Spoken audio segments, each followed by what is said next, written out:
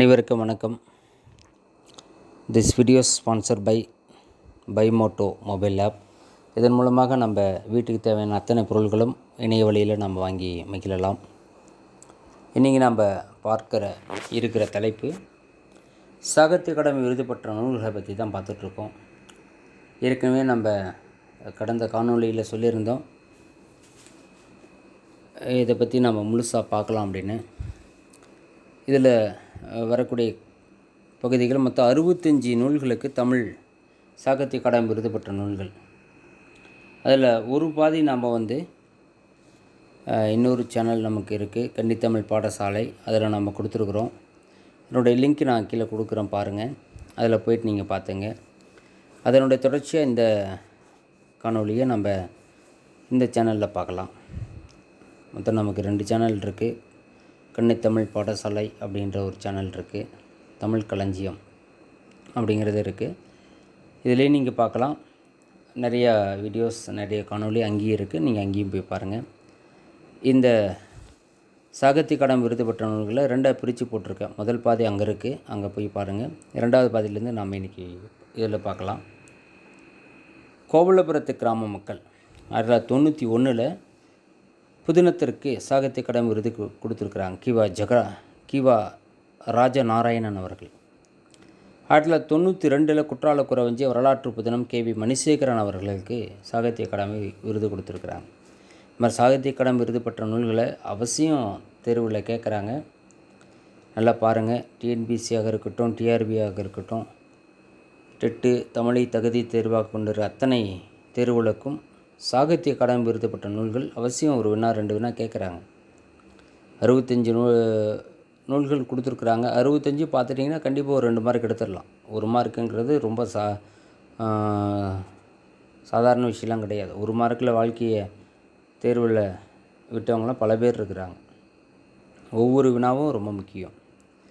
அடுத்து 1993 காதுகள் புதினத்திற்கு MV வெங்கட்ராம் அவர்கள் சாகித்ய அகாடமி விருது வாங்கியிருக்கிறார். அடுத்தது 1994 புதிய தரிசனங்கள் அப்படிங்கிற நாவலுக்கு பொன்னிலன் கண்டேஸ்வர பக்தவச்சலன் என்று சொல்லக்கூடிய பொன்னிலன் அவர்களுக்கு 1994 புதிய தரிசனங்கள் என்ற நாவலுக்கு சாகித்ய அகாடமி விருது கொடுத்துருக்குறாங்க. 1995 வானம் வசப்படும் புதினம் பிரபஞ்சன் அவர்களுடையது. ரொம்ப முக்கியமானது. இந்த மாதிரி வினாக்கள்லாம் அதிகமாக கேட்டிருக்கிறாங்க. பிரபஞ்சனுடைய வானம் வசப்படும் TNPSC-யில் நிறைய கேட்டாங்க. இதெல்லாம் அவசியம் பார்த்து வச்சிங்க. அடுத்து 96 அப்பாவின் சிநேகிதன் சிறுகதை தொகுப்பு அசோகமித்திரன் அவர்களுக்கு கொடுத்துருக்குறாங்க. அடுத்து 1997 சாய்வு நாற்காலி. இது ரொம்ப முக்கியம். தோப்பில் முகமது மீரான். இது ஒரு புதினம். இந்த புதினத்திற்கும் சாகித்ய அகாடமி விருது கொடுத்துருக்குறாங்க. தோப்பில் முகமது மீரான், சாய்வு நாற்காலி 1997. அந்த வருஷத்தை சொன்ன உடனே அந்த நூல் வரணும். அந்த நூல் சொன்ன உடனே ஆசிரியர் பேர் வரணும்.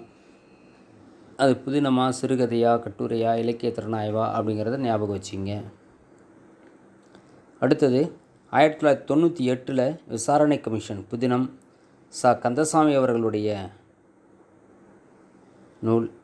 அவருக்காக சாகித்ய அகாடமி கொடுத்துருக்குறாங்க. அடுத்து 99 ரொம்ப முக்கியமானது வாலாபனை வசன கவிதை தொகுப்பு அப்துல் ரஹ்மான் அவர்கள். எல்லாம் பல முறை கேட்டுட்டாங்க வாலாபனையை. 2000 விமர்சனங்கள், மதிப்புரைகள், பேட்டிகள். இது ஒரு விமர்சன நூல். தி.க. சிவசங்கரன் அவர்கள் எழுதிய அற்புதமான நூல். சாகித்ய அகாடமி விருது பெற்றது. அடுத்தது 2001 சுதந்திர தாகம். ரொம்ப முக்கியமானது. இது ஒரு புதினம். சு. செல்லப்பா அவர்களுடையது. ரொம்ப முக்கியமானது. அதிகமாக கேட்டாங்க இதெல்லாம். இருந்தாலும் தெரிஞ்சு வச்சிங்க. சுதந்திர தாகம், சு. செல்லப்பா. ஏன்னா இதெல்லாம் பள்ளி பாடப்புத்தகத்தில் இவங்கெல்லாம் கண்டிப்பாக இருக்குது. எப்படி நீங்கள் சாகித்ய அகாடமி விருது பார்க்கணும் அப்படின்னா 6th-லேருந்து 12th வரைக்கும் நமக்கு யார் பாடமாக வச்சுருக்கிறாங்க, அவங்களுடைய சாகித்ய அகாடமி விருது பெற்ற நூல் எது, அதான் ரொம்ப முக்கியம். இப்போ அப்துல் ரஹ்மான், சு. செல்லப்பா, அதே போல் கந்தசாமி, அதே போல் ராஜநாராயணன், இதில் இவங்களாம் வள்ளிக்கண்ணன், இவங்களாம் இருக்கிறாங்க. சிலபஸில் இருக்கிறவங்கள பார்த்தீங்கன்னா கண்டிப்பாக அங்கே இருந்தாச்சு. பிரபஞ்சன்லாம் இருக்கிறார். பிரபஞ்சன் புதினம். அவரெல்லாம் சிலபஸில் இருக்கிறார் நமக்கு. அதே மாதிரி சீசு செல்லப்பால் நம்ம 11th இருக்கிறார் சிலபஸில். அதே போல் அடுத்து பாருங்கள் 2002 ஒரு கிராமத்து நதி, இதுவும் 12th பாருங்கள் சிலபஸில் இருக்கிறார். சிற்பி பாலசுப்ரமணியம் ஒரு கிராமத்து நதி கவிதை நூலுக்காக சாகித்ய அகாடமி விருது வாங்கியிருக்கிறார். அந்த மாதிரி 6th 12th வரைக்கும் யார் நமக்கு ஆசிரியர்கள் இருக்கிறாங்க, அவங்களுடைய சாகித்ய அகாடமி விருது பெற்ற நூல். பாரதிதாசன், பாரதியார், இந்த மாதிரி முக்கியமான ஆட்கள்லையும் பாருங்கள், இவங்களையும் பாருங்கள். கண்டிப்பாக அங்கேருந்து வாய்ப்புகள் உண்டு. இப்போ 2002 ஒரு கிராமத்து நதி கவிதை நூல் சிற்பி பாலசுப்ரமணியம் சாகித்ய அகாடமி விருது வாங்கினது. அதே போல் 2003 கள்ளிக்காட்டு இதிகாசம் புதினம் நம்ம வைரமுத்துக்கு சாகித்ய அகாடமி விருது கொடுத்துருக்குறாங்க. அதே போல் இந்த சிற்பி பாலசுப்ரமணியத்துக்கு இன்னொரு 2 முறை ஒரு சாகித்ய அகாடமி விருது வாங்கியிருப்பார்.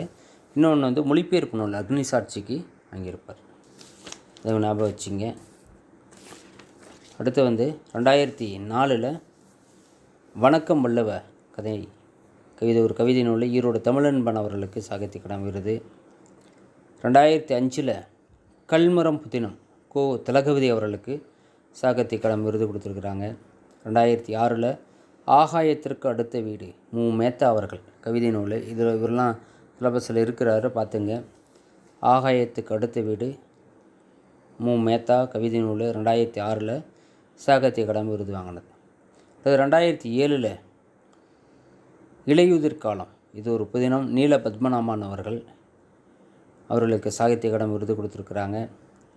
அது 2008 மின்சாரப்பூ, இது ஒரு சிறுகதை தொகுப்பு, மேலாண்மை பொன்னுசாமி அவர்கள் எழுதியது. அடுத்து 2009 கையொப்பம், இது ஒரு கவிதை நூல், புவியரசு அவர்களுக்கு சாகித்ய அகாடமி விருது கொடுத்துருக்குறாங்க. This video sponsored by mod mobile app. இதன் மூலமாக வீட்டுக்கு தேவையான அத்தனை பொருட்களும் நீங்கள் வாங்கி வைக்கலாம். அடுத்தது 2010 சூடியப்பூ சூடர்க்க சிறுகதை தொகுப்பு நாஞ்சில் நாடன், எல்லாம் வினாக்கள் கேட்டாங்க பல முறை. சூடியப்பூ சூடர்க்க 2010. அடுத்து 2011 காவற்கோட்டம் புதினம் வெங்கட்ராமன் வெங்கடேசன் அவர்களுக்கு சாகித்ய அகாடமி விருது கொடுத்துருக்குறாங்க. அடுத்து 2012 தோல் புதினம் டேனியல் செல்வராஜ் அவர்கள் 2012 தோல் புதினம் டேனியல் செல்வராஜ் அவர்களுக்கு கொடுத்துருக்குறாங்க. அடுத்து 2013 கொற்கை புதினம் ஜோடி குரோஸ் அவர்களுக்கு சாகித்ய அகாடமி விருது கொடுத்துருக்குறாங்க. அடுத்து அஞ்ஞாடி 2014 பூமணியோடது, எல்லாம் பலமுறை கேட்டாங்க. இருந்தாலும் ஆசிரியர் சொன்ன உடனே அந்த நூல் வரணும், நூல் சொன்ன உடனே இயர் வரணும், இதெல்லாமே கோர்வையாக இருக்கணும். அப்போ தான் பார்த்த உடனே நம்ம கொஷின் அடிக்க முடியும். 4 ஆப்ஷன் தான் இருக்கும், அதையும் குழப்புற மாதிரி இருந்துச்சுன்னா உடனே நம்ம படிச்சிடணும், இல்லை பொறுத்துக்கு வடிவில் கேட்டுருவாங்க. அடுத்து 2015 இலக்கிய சுவடைகள் கட்டுரை தொகுப்பு மாதவன் அவர்களுக்கு சாகித்ய அகாடமி விருது. 2016 ஒரு சிறு இசை சிறுகதை தொகுப்பு வண்ணதாசன், கல்யாண்சி என்றழைக்கக்கூடிய வண்ணதாசன், எல்லாம் சிறுகதை நம்ம சிலபஸில் இருக்கிறார். 2017 காந்தல் நாட்கள் கவிதை நூல் இன்குலாப்புடையது, இன்குலாப்பும் நமக்கு இருக்கிறார். அடுத்து 2018 சஞ்சாரம் புதினம் எஸ். ராமகிருஷ்ணன் அவர்களுடையது. இப்போ லேட்டஸ்ட்டாக ஒரு 4-5 வருஷம்லாம் தெரிஞ்சு வச்சிங்க, ஒரு 10 வருஷமே வச்சிங்க. 2010 2000 எடுத்து வச்சிங்க, கண்டிப்பாக அங்கெல்லாம் உண்டு கொஷின்.